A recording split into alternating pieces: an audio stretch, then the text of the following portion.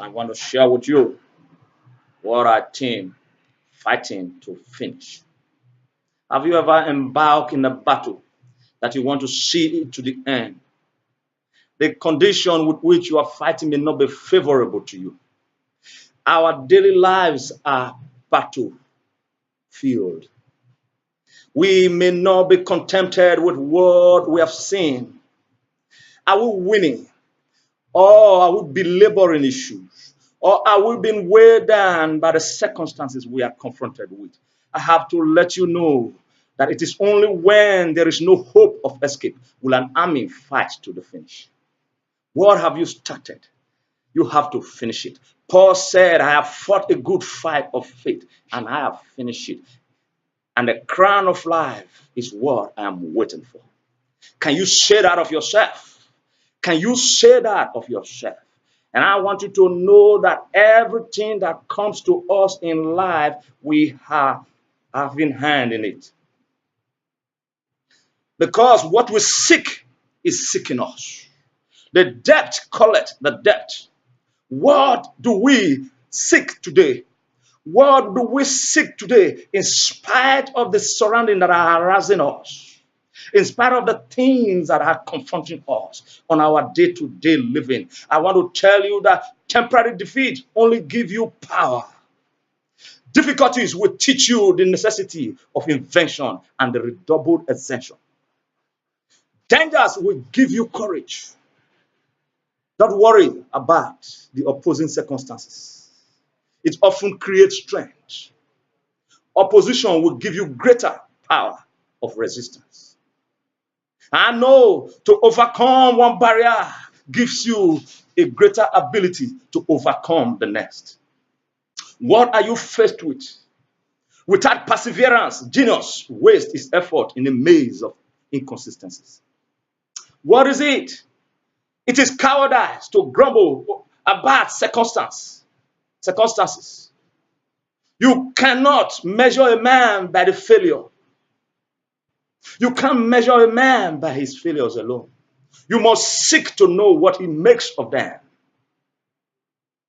I want to tell you, don't give up. Don't give up because God is with you in this battle. And I tell you that God was ready to take you through and through. No wonder David said in Psalm 23, verses 4, he said, even though I walk through the valley of the shadow of death, I will fear no evil. You are to walk through. You are not encouraged to build a bungalow in the valley, because in the valley there are erosions, and that is why God encourages us to go to the mountaintop, because in the mountain there are only few that share honor, but at the bottom in the valley there are so many crowd there. Your dream will be demised. Your dream will be shattered if you share it with people who don't share your vision.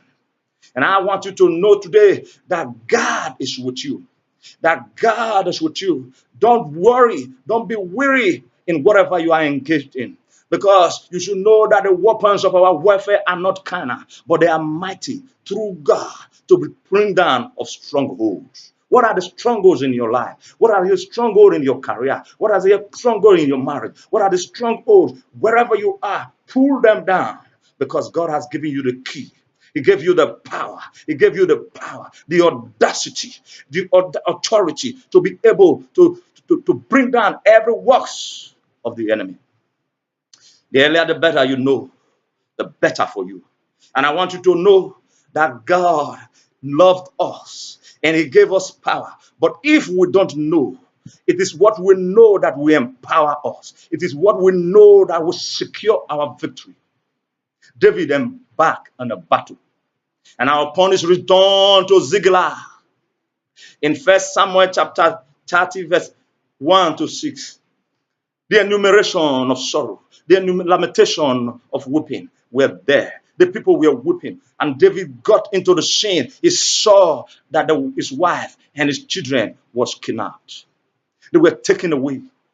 They were carried away as spoils. They burned their city. And David could not weep because he was their only hope. Have there been circumstances that bring tears to your eyes? Have there been people that are believing in you and you have shattered their hope because it is in you that their hope is hanged on? But now, David was looking at them and there was a lot of weeping around him. What did he do? And one, I want to tell you 5 things. When the devil comes to your house and you are not around, you are going to sit up and you are going to pray because you allow him to attack you. Because the best form of attack, the first form of defense is to attack. The devil came. The enemy came to David's house and bundled his people. He allowed them to come. He didn't make any provision to keep his wife and children. So my brothers and sisters, you have to keep your home front because a man's enemy is of his household. 2, they kidnap his wife and children.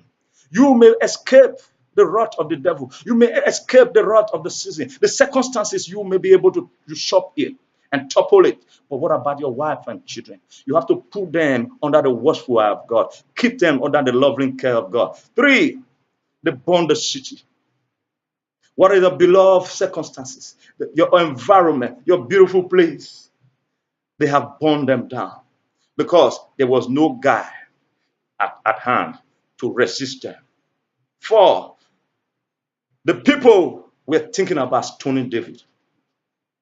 Have there been any time in your life that the people want to stone you because you say the truth? Have there been any time in your life because you tried your best and your best seems not good enough, the people still want to stone you?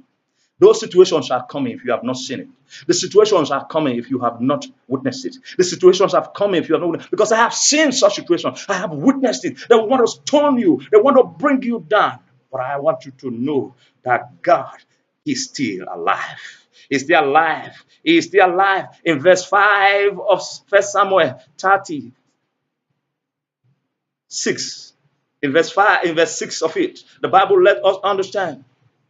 In the very last line, it said, and David encouraged himself. And David encouraged himself. What are you persevering? What are you passing through? I want you to encourage yourself. I want you to encourage yourself. I want you to encourage yourself because it's cowardice to grumble about circumstances. It is cowardice to grumble about situations. You are going to walk through your valley. You are going to walk through your pain. And finally, before I leave you, I have to tell you about the story of Robert Bruce. Robert Bruce, he went to battle, and when he was coming, he almost failed, and he got exhausted, and he was lying on his back and pillowing on hardship on stone, and he was looking at the tree that gave him shade. And as he was looking, and he saw a spider, which he found a hint from, and the spider took several attempts to make his kingdom, to build his kingdom. He got exhausted and was seeking confinement in shelter of a barn. And he tried all that he could to make his web. He did it, discovering that the spider casting its sink line on the 7th time. On the 6th time he failed. On the 7th time, he was able to make his web. And then Robert Bruce sprang to his feet. And his soul was on fire. And his hope revived. And he said, I have found the value of the effort. I have found the value in the effort of making an attempt at the 7th time. Have you discovered that you ought to keep knocking? That you have to keep going? That God will become your shield.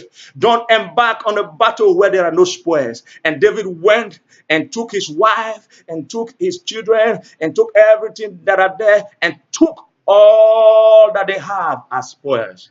Finally, my brother, let your request be made known unto God.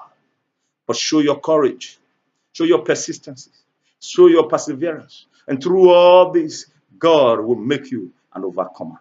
Don't give up. Don't give up because your miracle is on the way. So the goal of your life may be to you only a mile away.